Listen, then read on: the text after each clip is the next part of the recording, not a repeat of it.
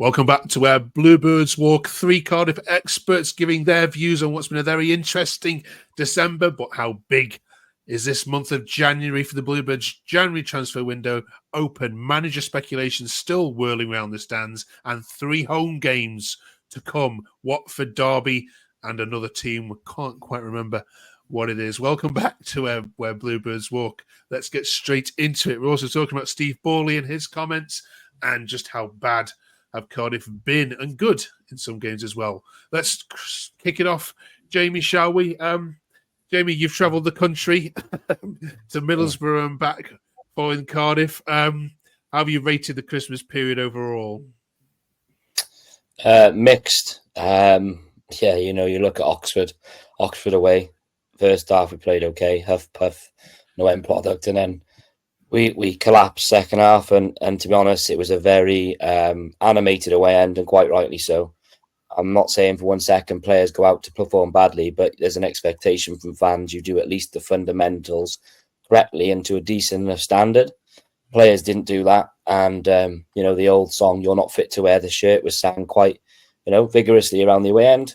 That wasn't great, but then the joys of, I suppose, a festive period where you will then play a game 3 days later, get a positive result, get your first away win at Watford, which since was it April, Birmingham away last year, and then to get a point, a point against Coventry, point against Middlesbrough. I suppose you can't grumble any point on the road. So yeah, mixed bag, but definitely room for improvement.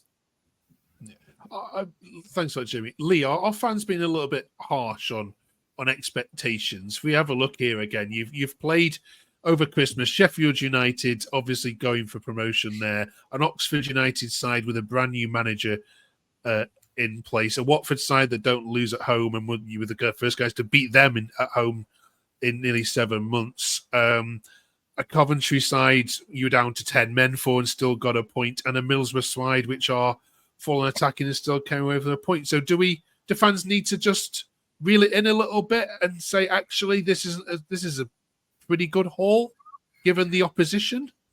I'd say the last 4 from the Oxford game, it's obviously been an improvement. But as Jamie was saying, there is a level of performance that needs to at least be met. But it's also everything that's going on in the background as well, which is sort of mixed in with it. And that does boil over. Even the away fans, the most passionate Cardiff fans, it's not easy to turn them, but when you turn them, it's toxic. So, it just shows that the everything above the players and so on is now, is festering, and it's obvious what's going on now. Let's jump into some of those off the field stuff, shall we? Then, James, Steve Borley had made some comments that haven't gone down well with the fan base. What did you make of what he had to say, and was he in his rights to say it? So obviously with the comments he made, he's entitled to say what he wants to say, but with comments like that, he is going to anger the fan base. I don't think there's fans out there that want, obviously Cardiff to do badly. But yeah, I mean, with the comments that he said, yeah, obviously he's going to get a reaction online, and with everything that's going on behind the scenes as well, obviously with the manager and just not knowing anything, and the communication being so poor, it's a very frustrating time. And I think as well, this is sort of some of the frustration through the season as well. Why the fans or us fans are a bit not too happy with the results over Christmas is sort of a built-up frustration through the whole season, not just Christmas. Cheers for that, Jamie. Jamie, what was your view on what he had to say, and is it completely unsettling for the players? Do you think there's still discussions going on about managerial potential changes coming in and reason not being the one, perhaps? Yeah, I think it wouldn't be Cardiff City without any background noise. For years under Mr. Tan's tutelage and ownership, former players have come out and said the sort of things that he would say: shooting more, win you games, asking goalkeepers to shoot from X, Y, and Z yards. So it can be very unsettling. fans, rightly so, they pay in their hard-earned money to have an opinion. Of course, there's a line to that. But I do think that, there are good things that Mr. Borley has brought to the club. He'll stand there and speak to fans, but maybe there's a time and place to say things. And sometimes there's a time to sort of step out of the fire a little bit, let things cool down, so to say.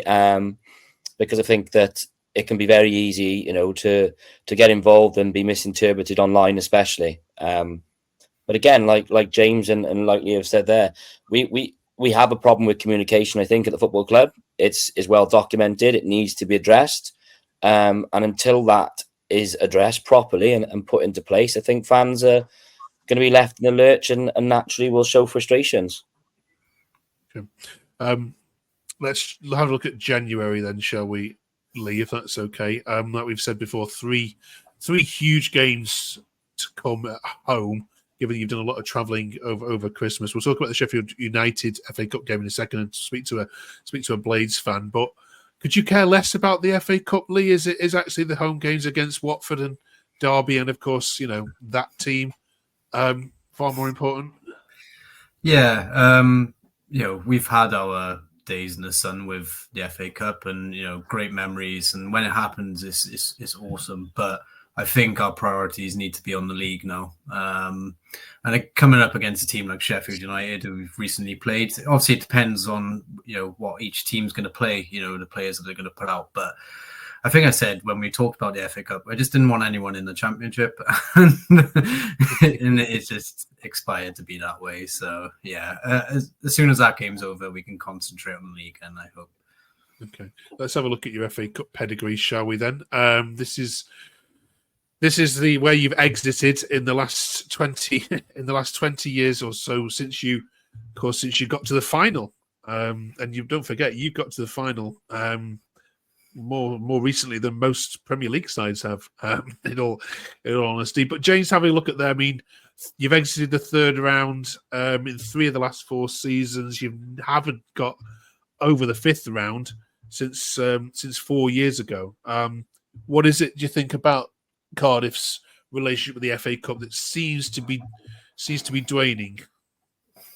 Yeah, so I just think that over the last couple of years, obviously, sort of, the league campaigns haven't been great, and we've sort of gone into these, 3rd round, 4th round ties, needing to sort of more focus on the league, and again, it's just, it's just the opponent as well that we're getting. It's not a great draw as well as another Championship side. Is a bit boring, really.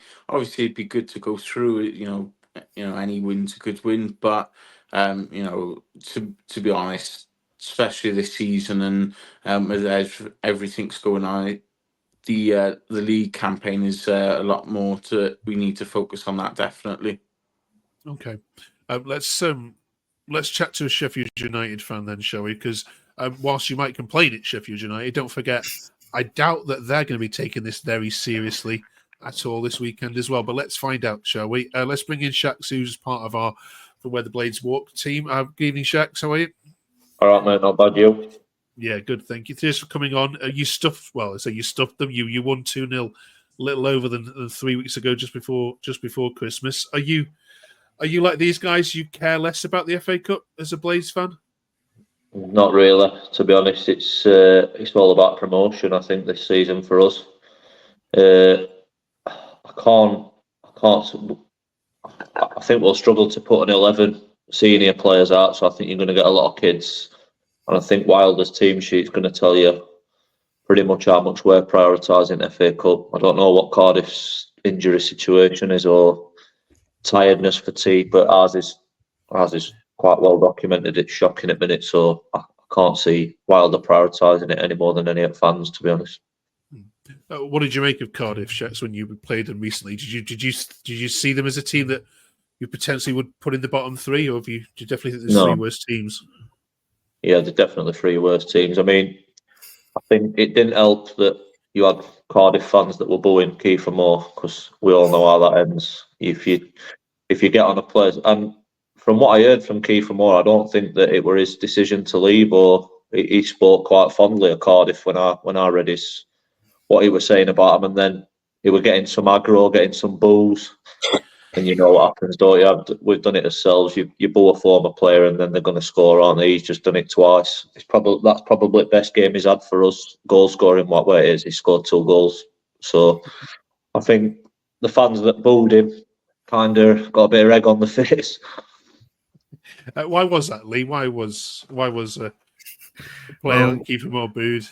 Unfortunately, the season he scored 20 goals for us was during lockdown, so we weren't actually watching him in person. And then when we did see him in person, the performances just weren't more lackluster, and it seemed like he was edging for a move in January, which then happened. And there's been talks about him coming back, obviously media speculation, and that hasn't happened. And I think it's just all boiled over, really. All right. Cardiff win then, Jamie, is what our Blades fans saying. I you know, it's funny because I think, like you say about injuries, we'll play no doubt probably our fringe players and 21s players as well.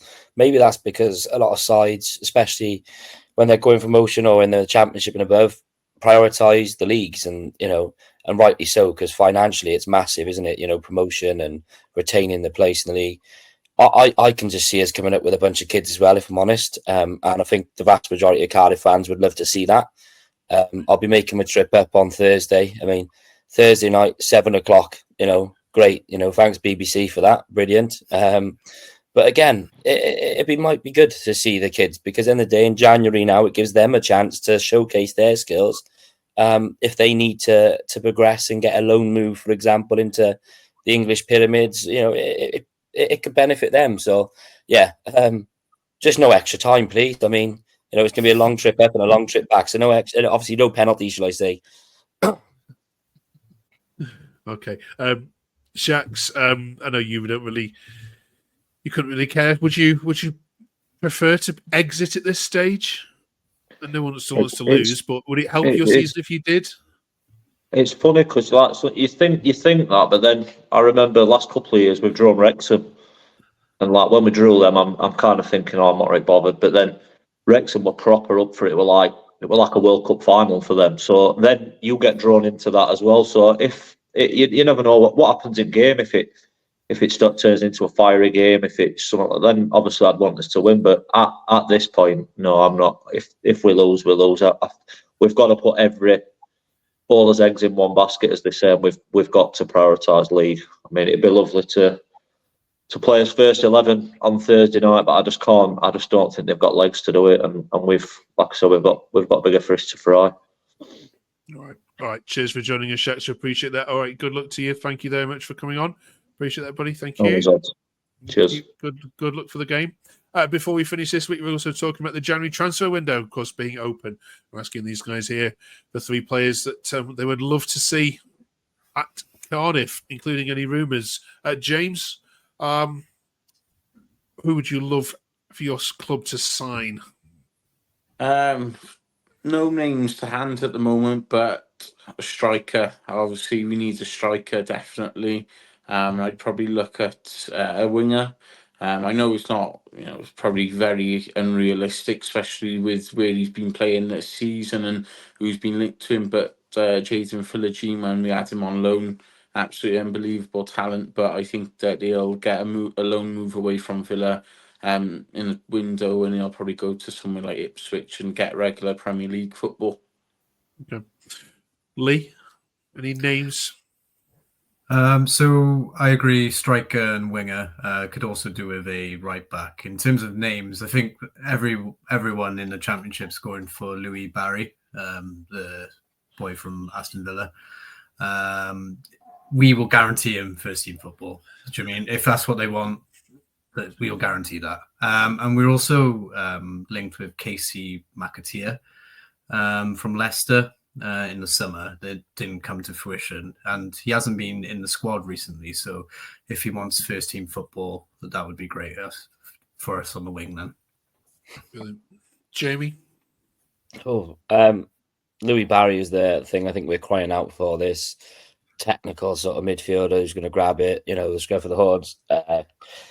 Winger wise, Poku maybe from Peterborough. I think he is someone that if he wants to make the next step up, you could probably see him doing that at some point. Definitely we need someone at the top of the pitch. I mean, we were playing Ruben Colwell almost as a false nine. Yes, they expect him to hold up the ball against two big centre halves, which is, is not realistic. Obviously, Callum Robinson has got this 3-game suspension. So, I saw rumours of, and it's only strictly little rumours, was Jayden Dans of Liverpool being explored for a loan. Kelechi Iheanacho of Leicester, for example. Obviously, the wages will be significant, but our club have done that before. We've probably gone and got a higher profile player on loan, especially in the case that we find ourselves now that we really, really need to get someone in who's guaranteed to do something special. It's going to be a really important window for Cardiff, isn't it? Because signing nobody or signing not the players of the caliber that you've listed there is not going to sit well with the fan base. Do you think you'll go down, James?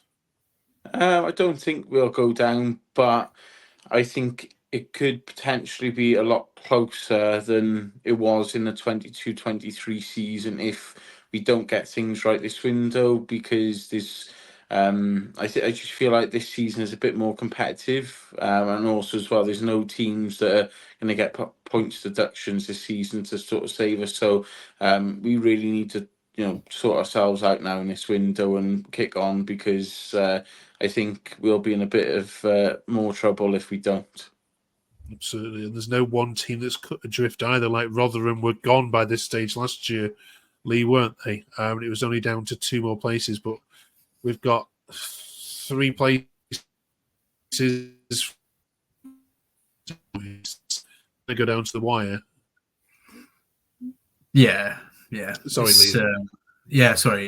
A lot closer this year. Yeah, there's a number of teams, and as Jamie said, I think we are picking up these results, but everyone else is at the same time. So as much as it has been a positive these last 3 games, we need some help from other people now as well. Do you know what I mean?